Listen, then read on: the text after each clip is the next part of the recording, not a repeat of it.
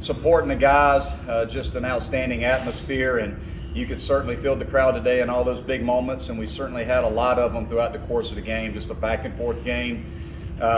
Very well played game, I felt like, on both sides. Again, we did a good job. We squared some balls up, had some tough luck. Billy Amick got robbed of a home run early in the ball game, and Caden hit a ball pretty hard, over the right fielder's head. He made a nice play, and Blake Wright smoked the ball to center field early in the game.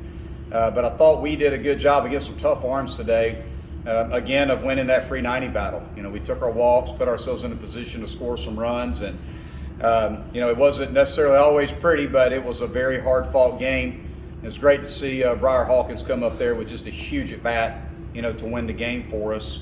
And our pitching staff, you look at, Lindley and Ryan Ammons struggled a little bit, but guys stepped up behind him. I thought the key in the game, quite honestly, was Olin Chuck and Jay Deal. And Jay Deal, just unbelievable to be a freshman, pitching on short rest, pitched yesterday, just in high leverage situations. For him to be able to pitch the way that he did says a lot about him. And Caden did an outstanding job coming in for his first outing of the year. So I thought that was the difference in the game. With the game being tied like that, and us having the last at bat, we had to keep it tied, and our bullpen was going to have to do a great job. And those guys at the end, Olin, Chuck, Dill, and Grice, they were just outstanding. And it was just a great way to win the game. Walk off fashion, extra innings. That's good for your club.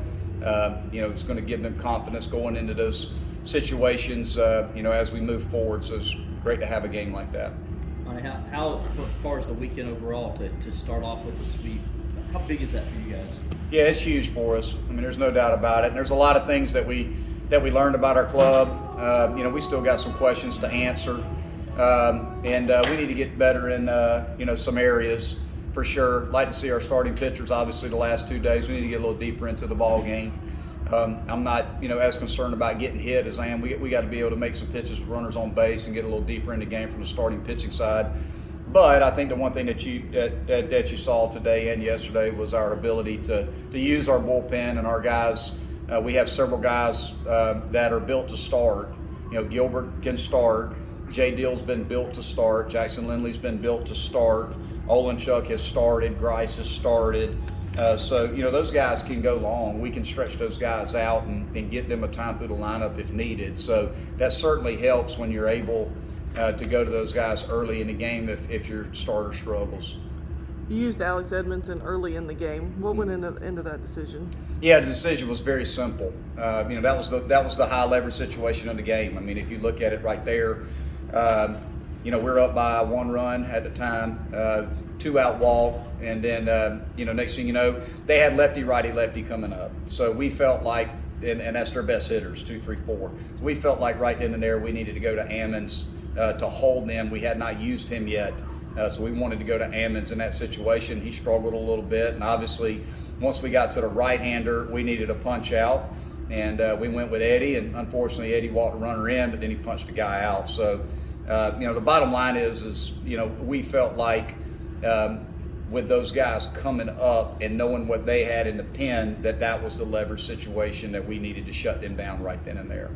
And that's why it kind of led to why you put Caden in there in the 10th. Yeah. I mean, obviously, if it would have went as planned, we would not have walked the leadoff guy. That's what killed the inning for us right there. Had we been able to finish that inning right then and there, we would have been able to bring Ammons in on a clean inning in the 7th, and that was our plan.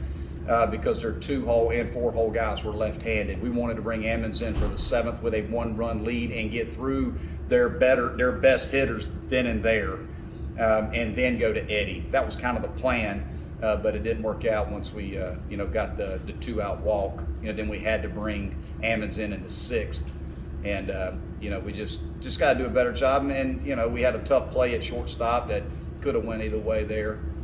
But the free 90 again. I mean, that's the name of the game. If you win the free 90 battle, you're going to win the game. And that was the one inning where we helped them with the free 90.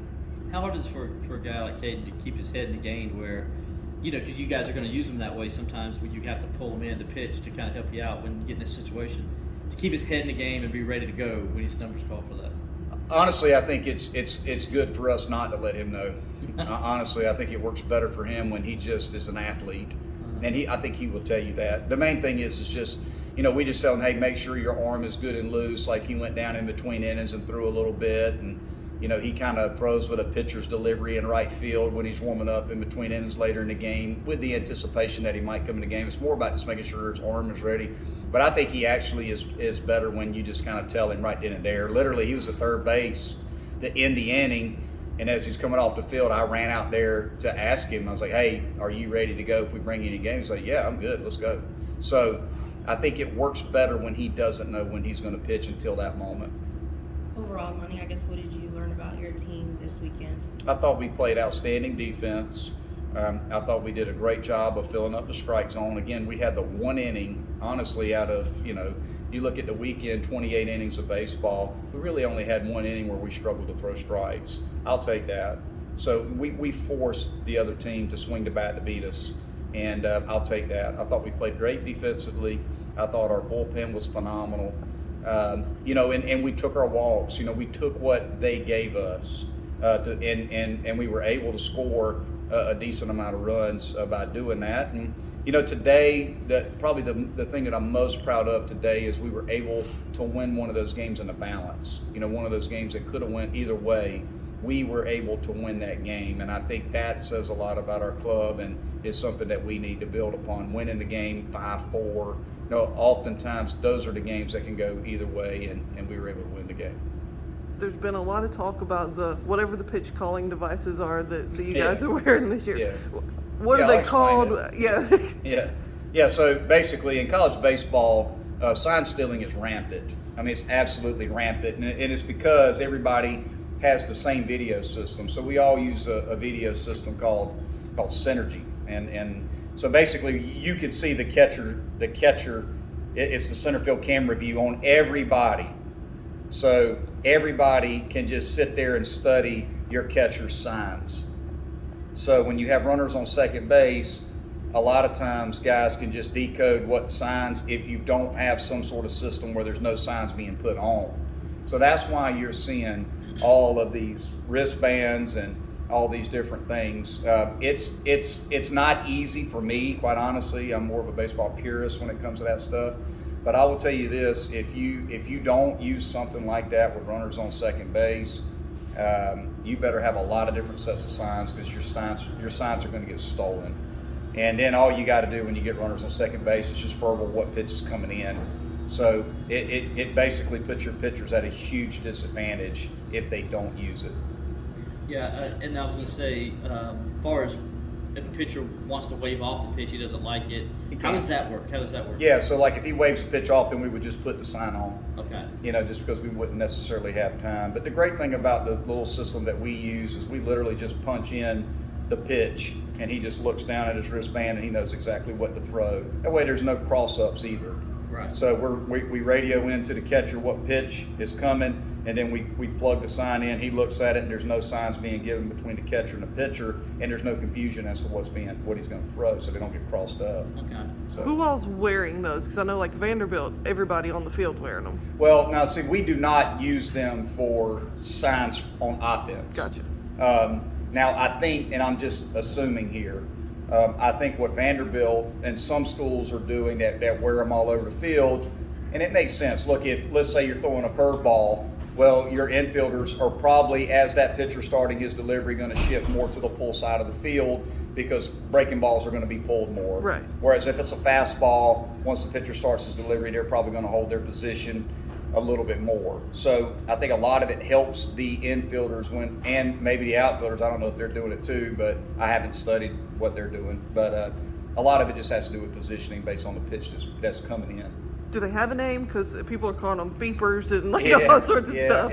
They're just, I don't know what it's called. Okay. Quite honestly, it looks like my third grade calculator. So that's what I tell our guys. I mean, it's a little blue thing with a bunch of buttons. It looks like the calculator I got in third grade. So that's what I call it, the third grade calculator. And you had a couple different lineups this weekend. Yeah. Where do you like everyone? Or Yeah. What do you want to see from that? Yeah, look, it's tough, and we talked about this before the season started with the guys that, there's going to be days where the guys are probably wondering a little bit why, right? As far as why are we playing, some different combinations. And honestly, it's just me trying to get guys in positions to be successful on the field based on the matchup, and I want to see what they can do. We've got what we feel like is a pretty steady 6 guys that are going to be in that lineup every day, and then we have 3 spots that we want to try some different platoons like Wagner and Brock. If we're, depending upon who's pitching, we'll play JD or we'll play Wagner. We played Corbett a good bit this weekend. He's a good hitter. I wanted to play Billy Amick again because he's got serious power, and you can see it first at bat. I mean, they robbed him of a home run. He's a threat to hit the ball out of the ballpark. So, we just wanted to try different combinations of guys and get as many guys on the field as possible because we want to learn as much as we can. By the time we get into week 3 and week 4, we want to know as much as we can about our club. So I look at it as a benefit. Look, we won 3 games and we played a lot of guys, which is good for our club. And now, as we move forward, those guys have been in games, so when they're coming off the bench or they get a start, they're comfortable. They're a little bit more at ease in the face of competition. Is there anyone that stood out, I guess, in that lineup? Well, I thought they all did great things. Look, I mean, you look at Wagner. Max, hit a big home run. He played outstanding defense at third base. JD Brock had some huge walks to get on base for us. He scored in some big situations, and he's arguably our best defensive outfielder. So he brings that piece to the game. Corbett had a huge walk with the bases loaded today. He's a scrappy, hard-nosed player, and he's a good hitter too. He's going to be in the mix. Frenchie caught game 1. Engel caught 2 games. I mean, I think we all see what we were talking about with Cooper Engel. I mean, it's just a really, really good player and a really good hitter. So that was pretty much, the platoons for us for this weekend. But, the guys that got in the game did a great job. And Billy Amick, again, he drilled a baseball today. And a lot of days, if he gets just a little bit of wind, that ball's gone. Or a center fielder that, can't quite, jump that high. So. But all in all, it was great, and we pitched a lot of guys, so it was good to see so many guys have some success on the mound. All right, thank you, Coach.